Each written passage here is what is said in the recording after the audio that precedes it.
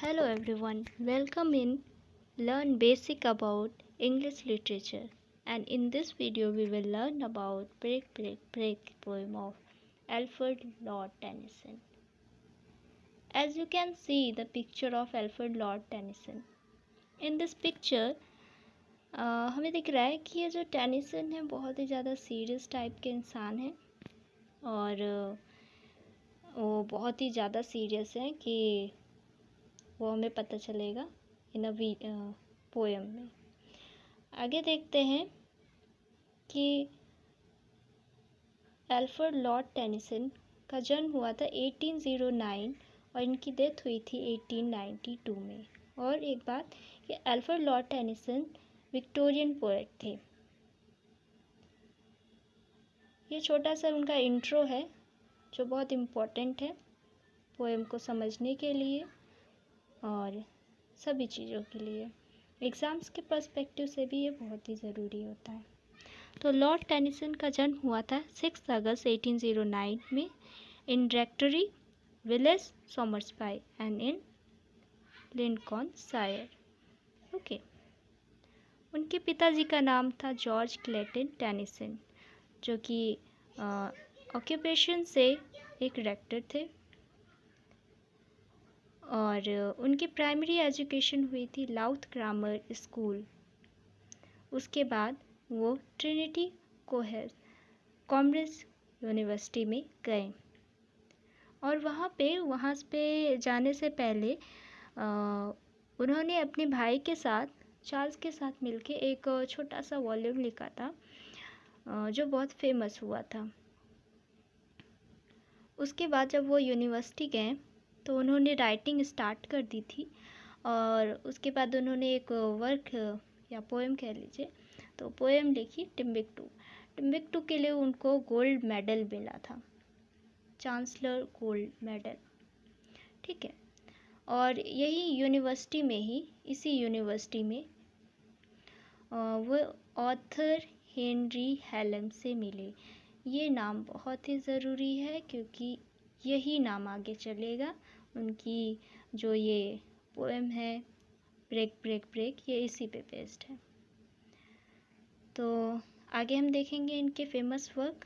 तो famous work हैं इनके Timbuctoo, lotus eater, Oenone, Maud, author and gardener daughter, Dora Ulysses, Locksley Hall, elegiac poem and in memoriam.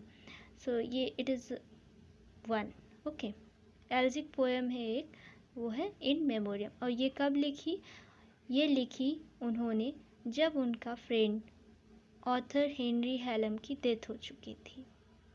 इनकी friendship हुई उसके कुछ ही सालों बाद ऑथर हेनरी हेलम की डेथ हो गई और इसके चलते ही जब इनकी डेथ हो गई तो जो टेनिसन है वो बहुत ही ज़्यादा डिप्रेस्ड हो गए क्योंकि इनका डबल रिलेशन था हेलम के साथ। एक तो ये इनके फ्रेंड थे और ऊपर से ये कह सकते ब्रदर इन लॉ भी थे, मतलब भाई के हस्बैंड होने वाले थे, हुए नहीं थे।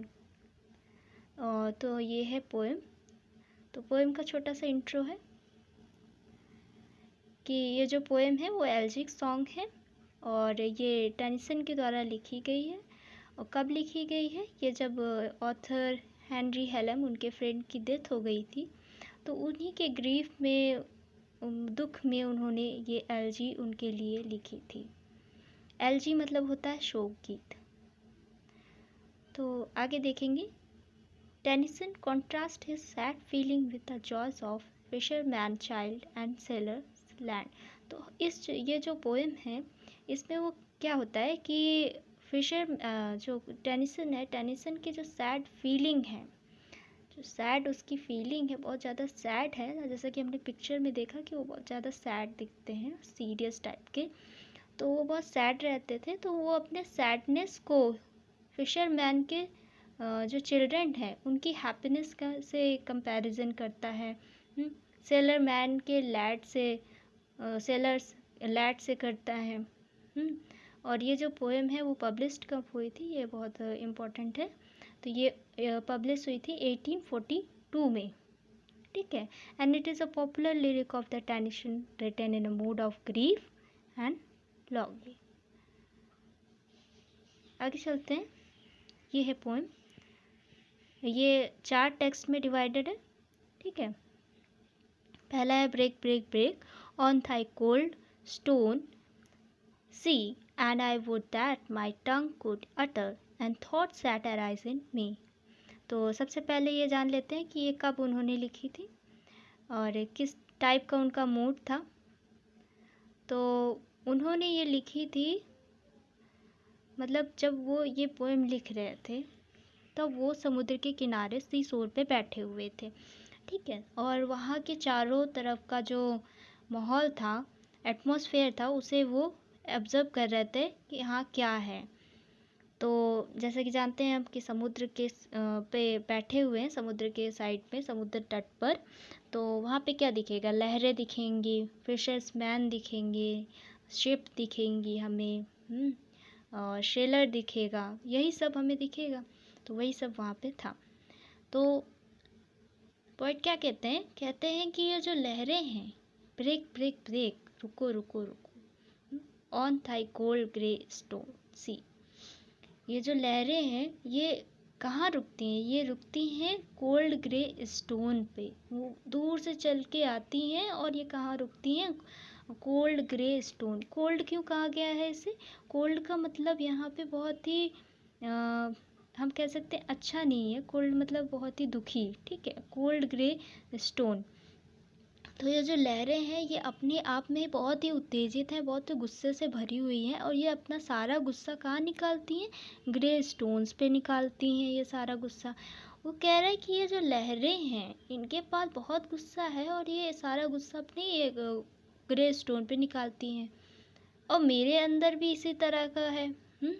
But and I would that my tongue could utter, कि मेरे जो टंग है वो इसको एक्सप्रेस करे, जैसे कि ये अपना दुख एक्सप्रेस कर पा रही है, अपने गुस्से को बता पा रही है लहरों को पटक पटक के, लेकिन मैं ऐसा कुछ नहीं कर सकता हूँ। I would that my tongue could utter, कर सके लेकिन नहीं कर पा रहा है। That thought, the thoughts that arise in me, जो सारे थॉट्स है मेरे अंदर उसको बता सके लोगों को, ऐसा मैं नहीं कर पा रहा हूँ, पर ये लहरें कर ले रही हैं।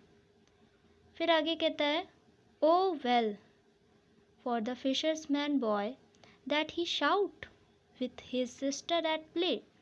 कहता है कि अरे वाह, ये जो फिशर्समैन के जो लड़का है, फिशरमैन मतलब मछुआरा, तो जो मछुआरा का लड़का है वो अपनी बहन के साथ बहुत ही मज़े से खेल रहा है। उसकी खुशी को वहाँ पे उसने उसके गुस्से को देखा, और यहाँ पे मछुआरे के लड़के की खुशी को देखता है। यहाँ पे कहते हैं O well for a sailor lad. अब वो देखते हैं सेलर लैड की भी खुशी को देखता है कि हाँ देखो वो कैसे खुश में है। सेलर लैड मतलब होता है नाविक। तो नाविक जो है वो गाता हुआ आ रहा है, वो शाम को सब काम करके गाता हुआ चला आता है। तो that he sings in his boat in a bay, BAY था ये, ठीक है। तो हमने देखा कि पहले वो लहरों को कह रहा था, फिशरमैन को कह रहा है, फिशरमैन के बॉय को कह रहा है, और फिर सेलर लैड को कह रहा है। थर्ड में क्या कहते हैं, and the stately ships go on. Stately क्या होते हैं, बहुत शानदार, जो बड़े बड़े शिप्स होते हैं। कहते हैं कि ये जो शिप्स हैं ये आते हैं और चले भी जाते हैं, लेकिन जो मेरा फ्रेंड है वो चला गया है और अब वो वापस नहीं आएगा। वो जो हाथ था मेरे फ्रेंड का वो चला गया है, वो वापस नहीं आएगा। मैं उस हाथ को महसूस करना चाहता हूँ जो चला गया है। वो बहुत ही ज़्यादा अपने फ्रेंड से बहुत ही ज़्यादा अटैच थे, इसलिए वो उसको बार बार याद करते हैं, ठीक है। तो वो इस लाइन में वो यही कहता है, and the stately ships go on, वो चला गया है, जो शानदार शिप गया है वो आएगा। And there haven under the hill, okay, but O for the touch of vanished hand, जो वेनिस्ड हैंड का जो टच है, and the sound of a voice that is still, वो नहीं आएगी, ठीक है। फिर फोर्थ स्टैंजा में कहते हैं, break break break at the foot of thy crag O sea but the tender grace of day that is dead will never come back to me। इसमें क्या कहते हैं कि वो फिर से उन लहरों के बारे में कहते हैं कि वो आती हैं और चट्टानों से टकराती हैं, और ये काम वो लगातार करती ही जाती हैं। वो हमेशा चट्टानों से टकराती ही रहती हैं, और इस तरह वो अपने फीलिंग को एक्सप्रेस कर रही हैं। लेकिन जो पोएट है वो अपनी फीलिंग को एक्सप्रेस नहीं कर पा रहा है। वो कहाँ पे एक्सप्रेस करे, वो ये समझ ही नहीं पा रहा है, और वो इसी दुख में है। ठीक है, तो वो अपने मित्र को हमेशा ही याद करता रहता है, अपने फ्रेंड को हमेशा ही याद करता रहता है, और चाहता है कि उसका फ्रेंड एक बार वापस आ जाए। लेकिन ऐसा पॉसिबल नहीं है। उसे भी पता है कि जो चीज़ चली गई है वो कभी वापस नहीं आएगी। So that is all about the video. Thank you.